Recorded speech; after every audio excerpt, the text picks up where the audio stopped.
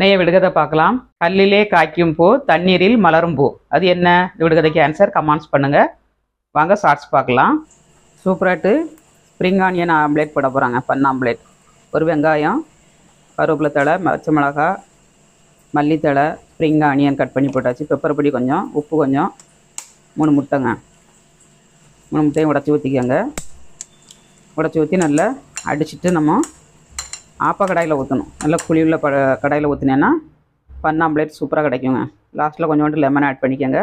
ரொம்ப டேஸ்ட் அட்டகாசமாக இருக்கும். ஸ்ப்ரிங் ஆனியன்லாம் போட்டு பண்ணிங்கன்னா கொஞ்சோண்டு ஆப்பா கடாயில் எண்ணெய் ஆட் பண்ணிவிட்டு இது ஊற்றினீங்கன்னா பன் ஆம்லேட் சூப்பராக கிடைக்குங்க. வெந்துருச்சு, திருப்பி போட்டுக்கலாம். ரசத்துக்கு, சாம்பார் சாதத்துக்கு அட்டகாசமாக இருக்கும். ஈவினிங்கில் ஸ்நாக்ஸாகவும் பண்ணி சாப்பிட்லாம்.